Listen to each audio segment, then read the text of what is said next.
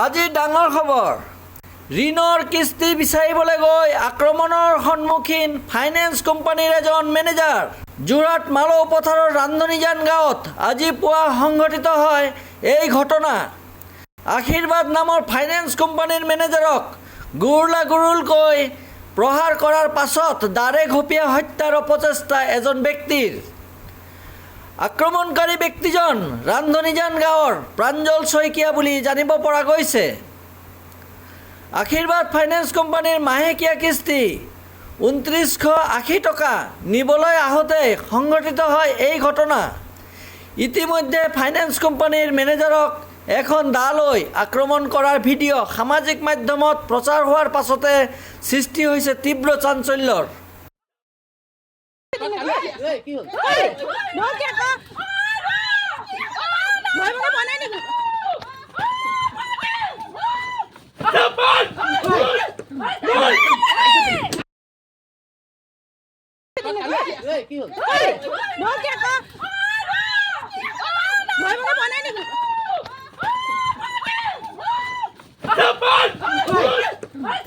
মেনেজাৰক আক্ৰমণ কৰাৰ ঘটনা পোহৰলৈ অহাৰ পাছতে ঘটনাৰ সন্দৰ্ভত প্ৰতিক্ৰিয়া প্ৰকাশ কৰিছে প্ৰাঞ্জল শইকীয়াৰ পত্নী মধুস্মিতা শইকীয়াই।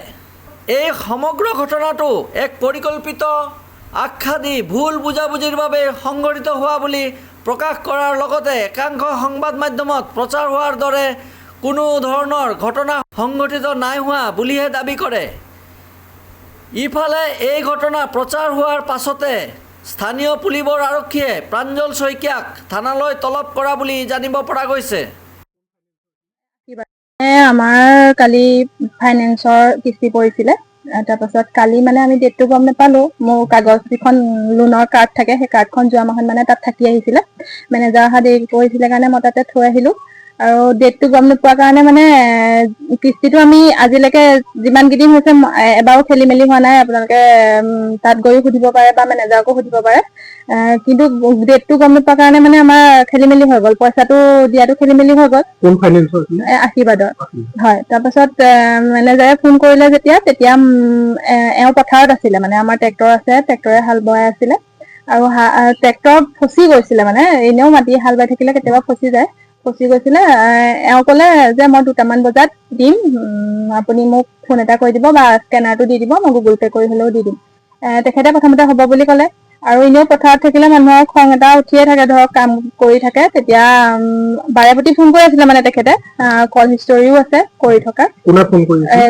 যিজন মেনেজাৰ আহিছিলে কালি আমাৰ কিস্তি নিবলৈ, তেওঁ নতুনকে আহিছিলে, আগতে যিজন মেনেজাৰ আহে তেওঁ অহা নাছিলে।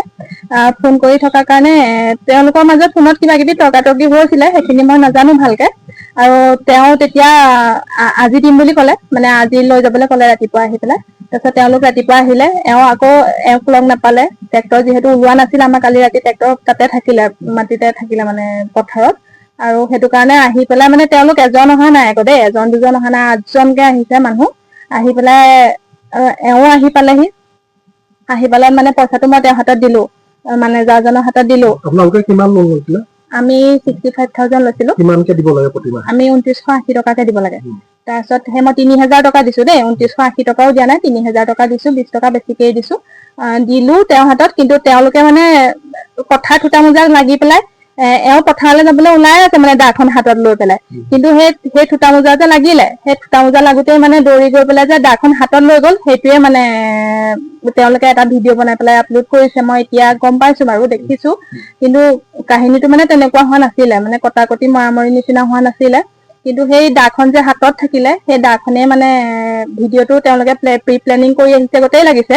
মানে ইমান যিকণ সময়ৰ ভিডিঅ' দিছে, অকল সেই দাখন হাতত লোৱা ভিডিঅ'টোহে দিছে, বাকী খিনি ভিডিঅ' নাই দিয়া মানে তেওঁলোকে কি হৈছিলে কি নাই হোৱা। সেইটো কাৰণে সেইখিনিয়ে আৰু মোৰ ক'বলগীয়া কথা। নাই চপা, নাই যোৱা। মানে যাব লাগে বুলি ভবাই নাই, কাৰণ মই কিস্তি দিলোৱে অলৰেডি। আৰু তেওঁলোকেও একো নোকোৱাকে তেনেকে গৈছেগে, কিন্তু ভিডিঅ'টো কিয় আপলোড কৰিলে, কেলে আপলোড কৰিলে, সেইটোৱে মই বুজি পোৱা নাই আচলতে। সিমান খিনিলে একো হোৱাগে নাছিলে। মোৰ নাম মধুস্মিতা। আপোনালোকে এতিয়া কি বিচাৰে মানে এইখিনি যে এনে অভিযোগ খিনি উঠি আছে, এনে ভিডিঅ' খিনি আপলোড কৰি আছে, সেইখিনি মানে হ'ব নালাগিছিলে, সেইটোৱে ভাবো আৰু মই। সেইখিনি ইমান পৰ্যায়লৈ যাবলগীয়া কথা নাছিলে মানে। মানে তাতে ধৰক ভিডিঅ' এটা আপলোড হৈ গ'লে বহুতখিনি কথা জড়িত হৈ থাকে ন মানুহৰ ঘৰখনৰ মানে ফেমিলি মেম্বাৰ খিনি বা বিভিন্ন মান সন্মানৰ কথা আহি পৰে। আপোনালোক এতিয়া মানসিকভাৱে হয়, মই মানসিকভাৱে কষ্ট পাইছো, যিহেতু এতিয়া ফোন কৰিছে তেনেকুৱা হৈছে নেকি, চবেইতো চিনি পায় ন ঘৰটো। কাৰণ আজিলৈকে মই 3টা গোটত আছো, চেটিনতো আছো, ফিউজনতো আছো, কোনো এটা গোটত মই কিস্তি খেলি মেলি কৰা নাই। আপোনালোকে প্ৰত্যেকজন মেনেজাৰক সুধিলে কব। কিন্তু কালি এদিনৰ সেই ডেটটোৰ পাহৰণিত মানে কিবা এটা গণ্ডগোল হৈ গ'ল। তেওঁলোকেও সেইটো কথা বুজি পাব লাগিছিলে আৰু ইমান খিনি পৰ্যায়লৈ যাব নালাগিছিলে বুলি মই ভাবো। মানে ভিডিঅ' বনাই আপলোড কৰাটো কৰিব নালাগিছিলে। সেইখিনিয়ে মই ক'বলগীয়া আছে। দাদা এতিয়া ক'ত গৈছে? এওঁ পথাৰতে আছে, ট্ৰেক্টৰৰ যিহেতু আমাৰ ট্ৰেক্টৰখন হাল বাই থাকে, হাল বোৱা কামত লাগি আছে তেওঁ। আপোনালোকৰ এখন কি জেগা হৈছে? আমাৰ এখন ৰান্ধনী যান। আঠবনিজান গাঁও। হয় হয়। ব্যুৰ' ৰিপৰ্ট মায়া নিউজ।